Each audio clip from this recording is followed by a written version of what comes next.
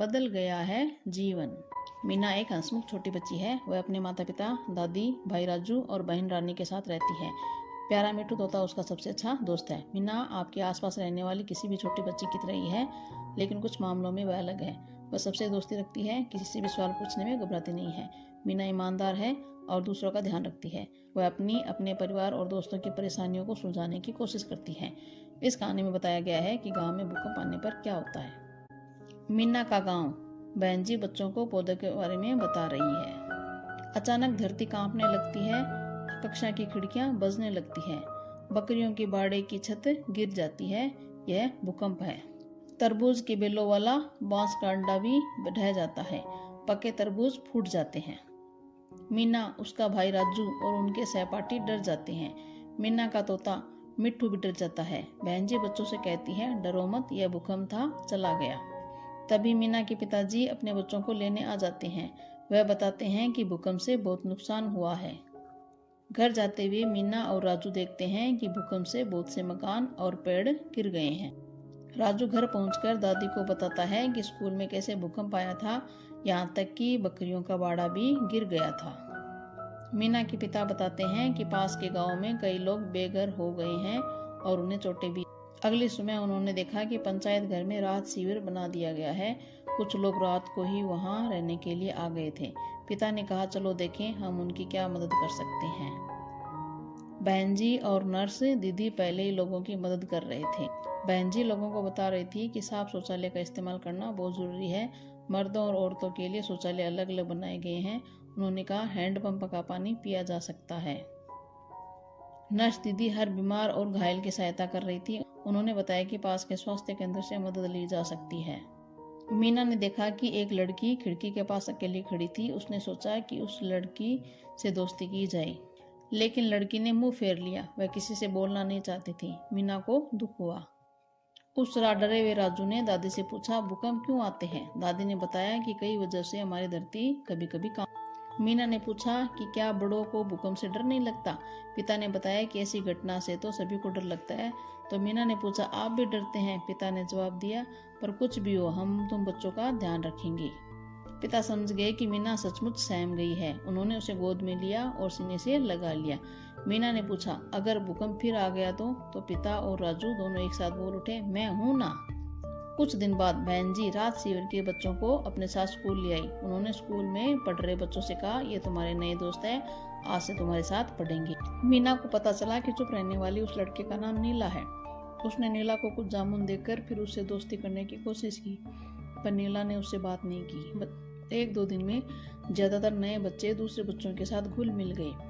बहन जी ने एक बच्चे से कहा, दिल, तुम अपने बारे में कुछ बताओगे?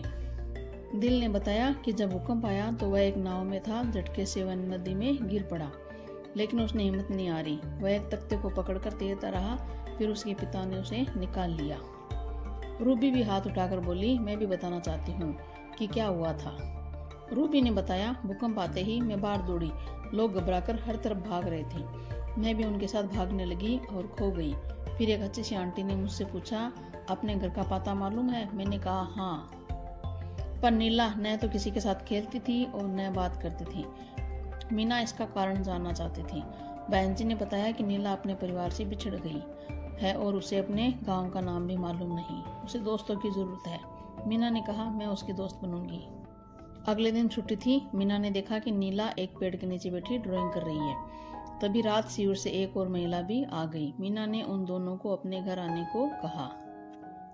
मीना के घर में दादी, माँ, राजू और मिठू सबने नीला से प्यार से बात की। नीला को बहुत अच्छा लगा। वह कई दिनों बाद पहली बार मुस्कुराई। दादी ने कहा, नीला, मुझे अपनी ड्राइंग दिखाओ। नीला ने चित्र बनाया था कि कैसे एक पेड़ उसकी दादी पर आ गिरा था और वो मर गई। नीला ने बड़ी उदासी से कहा, मुझे नहीं पता कि मेरी अम्मा, बाबा और छोटी बहन कहाँ है। दादी ने नीला को गोद में भर लिया। बोली, बेटा, जब भी मन करे हमारे घर आ जाना। अपनी बात कह देने से मन हल्का हो जाता है। कुछ दिन बाद मीना, नीला और राजू एक दुकान पर गए। नीला को एक अखबार में अपनी फोटो दिखाई दी। उसने मीना से पूछा, भला मेरा फोटो अखबार में क्यों?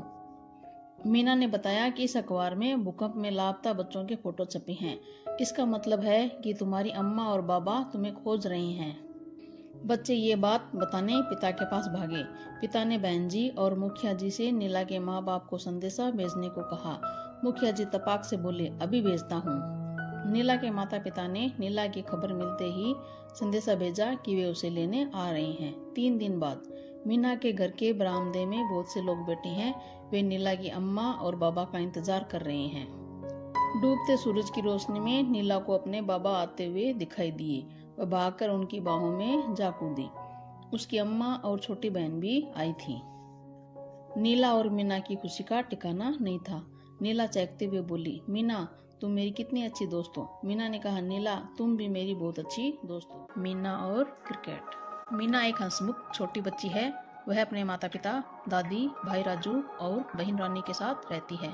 प्यारा मिट्टू तोता उसका सबसे अच्छा दोस्त है। मीना आपके आसपास रहने वाली किसी भी छोटी बच्ची की तरह ही है, लेकिन कुछ मामलों में वह अलग है। वह सबसे दोस्ती रखती है, किसी से भी सवाल पूछने में घबराती नहीं है। मीना ईमानदार है और दूसरों का ध्यान रखती है। वह अपने परिवार और दोस्तों की परेशानियों को सुलझाने की कोशिश करती है। इस कहानी में बताया गया है कि लड़कों और लड़कियों दोनों के लिए खेलना जरूरी है। एक दिन मीना और उसकी सहेलियां ट्यूबवेल से पानी भरकर लौट रही थी। मैदान में गांव के कुछ लड़के क्रिकेट खेल रहे थे। मीना का भाई राजू भी उनमें था। मीना का भी क्रिकेट खेलने को बड़ा मन हुआ, पर मन ने ये भी कहा, घर पर काम में माँ का हाथ बटाना है। घर आकर उसने माँ और दादी से पूछा, क्या मैं राजू और उसके दोस्तों के साथ क्रिकेट खेल सकती हूँ? दादी बोली, क्रिकेट तो लड़कों का खेल है। मीना को ये बात अच्छी नहीं लगी। उसने मिट्टू से पूछा, अगर लड़के क्रिकेट खेल सकते हैं तो लड़कियां क्यों नहीं? अगले दिन सारे परिवार ने रेडियो पर सुना, लड़कियों को खेलों में खूब हिस्सा लेना चाहिए। खेल उनकी सेहत और तंदुरुस्ती के लिए बहुत जरूरी है। मीना की आंखें चमक उठी। उसने माँ और दादी से पूछा, अब तो मुझे खेलने दोगी ना? वे दोनों मान गई। पिता ने रानी की गेंद मीना की तरफ फेंककर कहा, कैच। मीना ने तुरंत कैच लपक लिया। पिता मुस्कुरा उठे। कक्षा की दूसरी लड़कियां भी मीना से रेडियो की बात सुनकर बड़े उत्साह में थी। उन्होंने कहा, हम भी क्रिकेट खेलना चाहते हैं। बहन जी बोली, चलो कल से शुरू करते हैं। अगले दिन लड़कियों ने गेंदबाजी, बल्लेबाजी और कैच पकड़ने का खूब अभ्यास किया। बहन जी और राजू ने उनकी मदद की, पर दीपू हंस रहा था, ये तुम्हारे बस की बात नहीं है। लेकिन जब मीना के जोरदार शॉट से केलों का गुल्लर टूटकर दीपू के सिर पर पड़ा तो वह भी मान गया कि लड़कियां क्रिकेट खेल सकती है। समय के साथ साथ लड़कियां क्रिकेट के खेल में माहिर होने लगी। कुछ दिन बाद शहर के एक स्कूल से चिट्ठी आई। बहन जी ने लड़कियों को बताया, शहर की टीम तुम्हारी टीम के साथ क्रिकेट मैच खेलना चाहती है।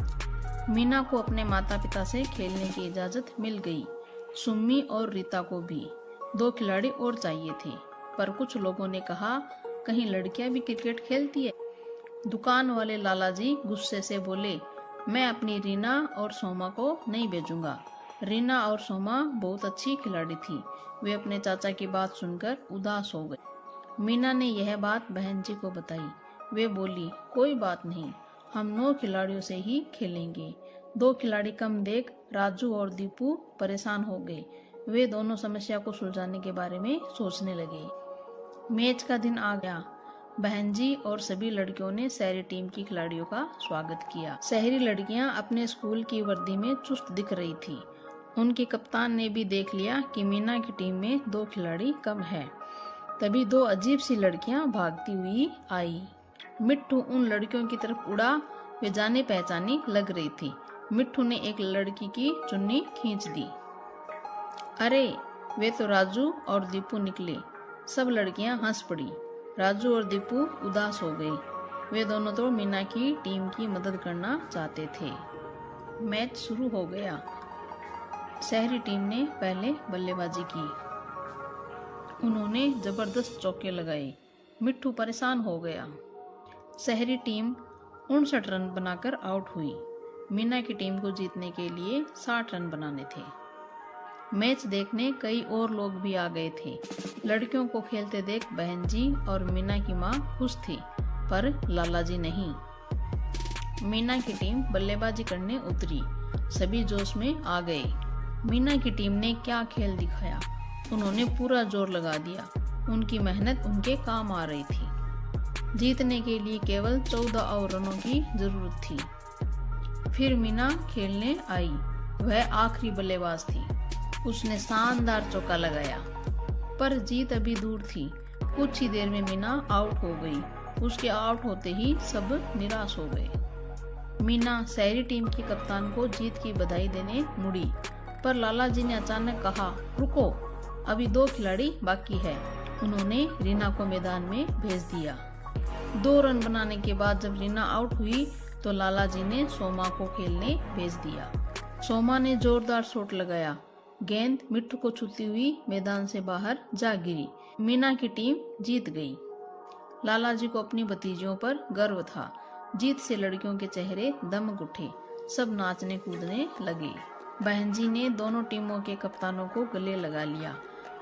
लड़कियों का शानदार खेल देखकर सभी को खुशी हुई।